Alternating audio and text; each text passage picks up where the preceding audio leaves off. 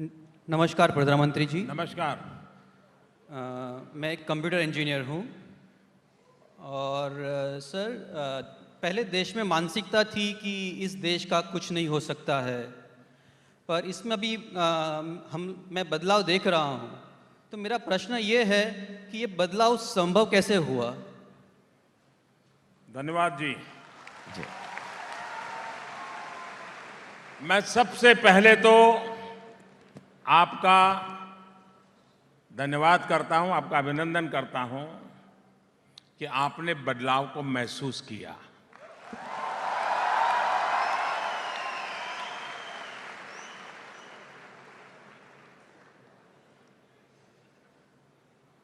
ये बात सही है कि सबसे पहला जो हमने काम किया है, इस देश में हम लोगों के दिमाग में पिछले 10 साल में, यानी मेरे आने के पहले वाले 10 साल,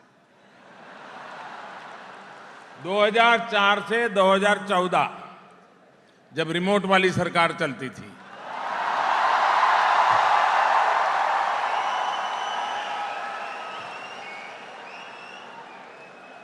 उस समय के हालात ये थे कि हर किसी ने मान लिया कुछ होने वाला नहीं, खेल खत्म। अब ऐसे ही गुजारा कर लो भाई, जो नसीब में था वो होगा। एक मानसिकता घर कर गई थी कि कुछ भी नहीं बदल सकता है। हमने सबसे पहला काम किया है, उन मानसिकता को ही बदल दिया है। सब कुछ बदल सकता है। आपने देखा होगा कि पहले अखबारों की सुर्खियां देख लीजिए, 2013-14 के अखबार निकालिए, आए दिन खबर आती रही, ये घोटाला, वो घोटाला, ये घोटाला, आता तक नहीं आता था। 4.5 साल हो गए, खबरें बदली कि नहीं बदली? हेडलाइन बदली कि नहीं बदली? वरना उस समय कोयला घोटाला, 2G घोटाला, न तो ये जी कहां तक जाता है जानते हैं आप लोग।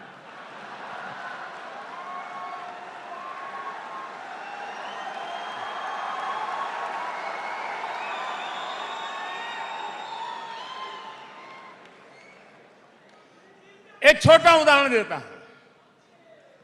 26/11 हुआ था, याद है? 26/11 याद है ना? मुंबई में आतंकियों ने हमला किया था। बाद में क्या हुआ?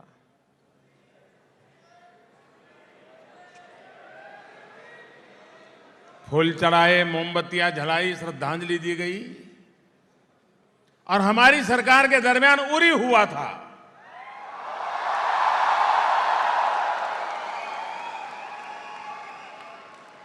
उरी के बाद क्या हुआ? क्या हुआ?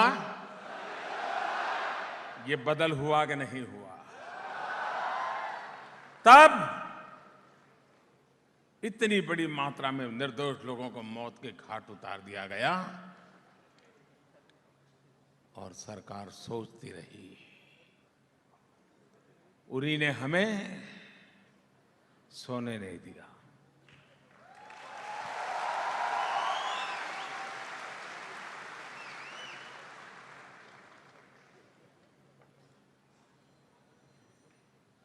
जवान के खून का एक एक बूंद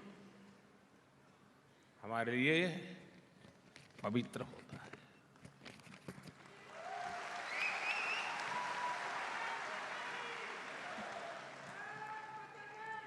और उसी में से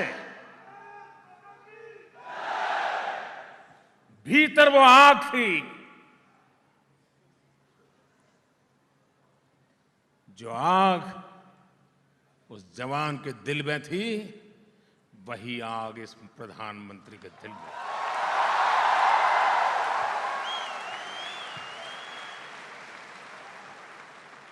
और उसी का परिणाम हुआ सर्जिकल स्ट्राइक।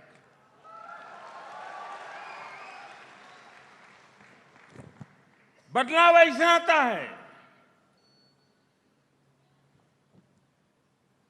कोई कल्पना कर सकता था कि काले धन के खिलाफ इतनी बड़ी लड़ाई कोई लड़ सकता है? हर कोई सोचते थे कि नेता लोग आते हैं, बोलते हैं, फिर वो भी सेट हो जाते हैं। ये ऐसा नेता है, खुद सेट होता नहीं अपने लिए और नहीं औरों को अपसेट किए बिना छोड़ता है।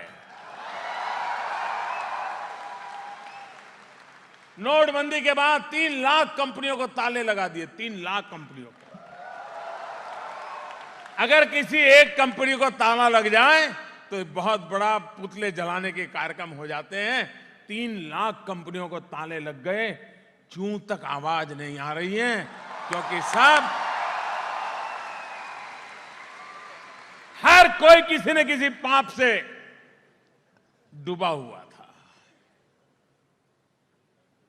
अगर फैसले लेने के लिए इरादे साफ हो, नियत नेक हो, देश हित में हो, अपने निजी स्वार्थ के लिए न हो, तो निर्णय भी किए जाते हैं, निर्णयों का परिणाम भी मिलता है।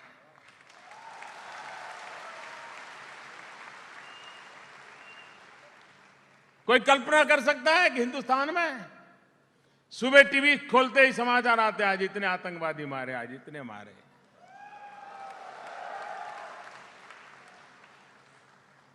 ये ठीक है, हमारे जवान भी शहीद हो रहे हैं, लेकिन वे सीना तान करके लड़ते लड़ते मर रहे हैं, सोए हुए आकर के कोई बम फेंक करके नहीं मार पा रहा।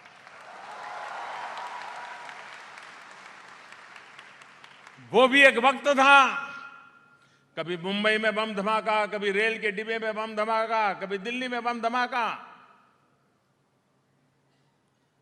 कभी अयोध्या में बम धमाका, कभी जम्मू में बम धमाका। 4.5 साल हो गए, सब कुछ कश्मीर में अटक गया है। ये बदल है कि नहीं है? देश का नौजवान आज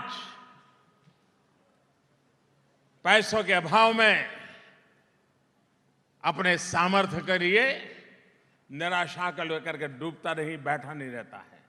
मुद्रा योजना के तहत बैंक के दरवाजे खटखटाओ और बिना गारंटी आप लोन लेने के हकदार बनते हो और अपना कारोबार शुरू कर सकते हो। पहले कभी नहीं होता था। इस देश में बलात्कार पहले भी होते थे। समाज की इस बुराई कलंक ऐसा है कि आज भी उस घटनाओं को सुनने को मिलता है, माथा शर्म से झुक जाता है, दर्द होता है। लेकिन आज 3 दिन में फांसी, 7 दिन में फांसी, 11 दिन में फांसी, 1 महीने में फांसी, लगातार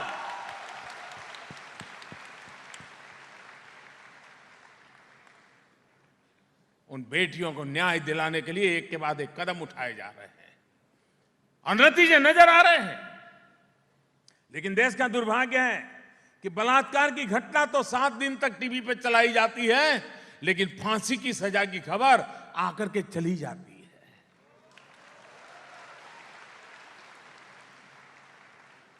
फांसी की खबर जितनी ज्यादा फैलेगी, उतना बलात्कार करने की विकृति लेकर के बैठा हुआ आदमी भी डरेगा, 50 बार सोचेगा।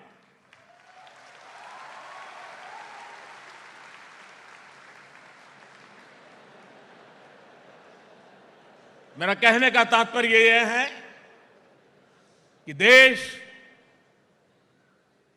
बदल रहा है, उसका मूल कारण है 125 करोड़ देशवासियों ने तय कर लिया है कि बस अब बदल के रहना है। हम लोगों का स्वभाव है, अगर हम बस में जा रहे हैं, ट्रेन में जा रहे हैं, हवाई जहाज में जा रहे हैं और बगल की सीट खाली है, हमने अपना थैली वहां रख दी, बैग रखी, पर्स रख दी, टेलीफोन रख दिया, किताब रख दी और विमान के चलते चलते या ट्रेन के चलते चलते वहां का रिजर्वेशन जिसका वो आ गया उस सीट पर बैठने के लिए। सीट तो हमारी नहीं थी, हम तो हमारी सीट पर बैठे थे, वो तो खाली पड़ी थी, उसकी थी। वो आया, हमको टेलीफोन उठाना पड़ा, किताब उठानी पड़ी, चश्मे उठाने पड़े, मोबाइल उठाना पड़ा, मुंह लटक गया।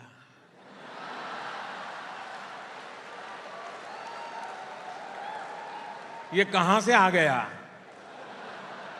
एक सीट खाली थी, मैं आराम से बैठा था। सीट आपकी नहीं थी, फिर भी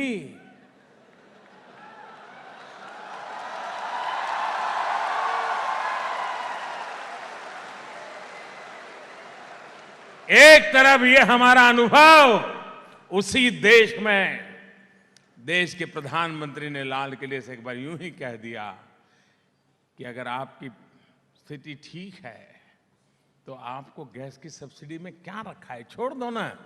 मेरे देश के 1.25 करोड़ लोगों ने छोड़ दिया। ये जन मन बदला है। 125 करोड़ देशवासियों का जन मन जो बदला है वो देश को बदल के रहेगा, ये मेरा विश्वास। रेल के अंदर सीनियर सिटीजन्स को सब्सिडी मिलती है, टिकट में पैसों में राहत मिलती है। मैंने ऐसे ही कहा रेलवे वालों को, जरा जो पर्ची होती है फॉर्म, उसमें लिख दो कि भाई मैं सब्सिडी सरेंडर करना चाहता हूं, मुझे जरूरत नहीं है। इतना ही लिखा। मैंने कभी भाषण नहीं किया इस पर, न कोई अपील की, कुछ नहीं किया।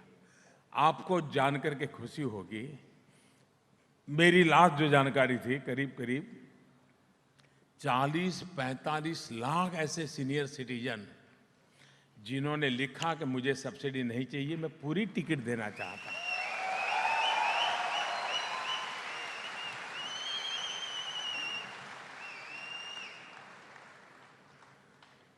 ये है मेरे देश का सामान्य मानवीय का मिजाज जो बदला है, वही मेरे देश की भविष्य, उज्जवल भविष्य की गारंटी है।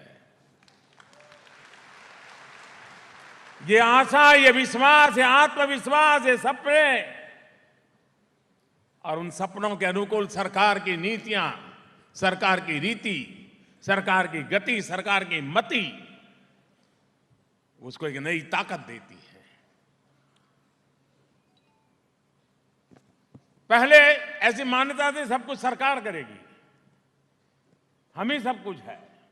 हमने आकर के बदल दिया, जी नहीं, हमसे बड़ा देश है, देश के लोग बड़े हैं। 125 करोड़ देशवासी देश बदल सकते हैं, हम तो निमित्त हैं। उनके भरोसे छोड़िए, वो देश को आगे ले जाएंगे, और हमने छोड़ना तय कर लिया है। देश के भरोसे, 125 करोड़ देशवासियों के भरोसे चलना, ये सपना लेकर के हम चल पड़े हैं।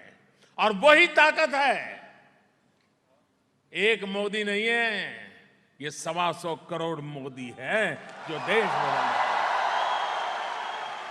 जो देश बदल रहे हैं।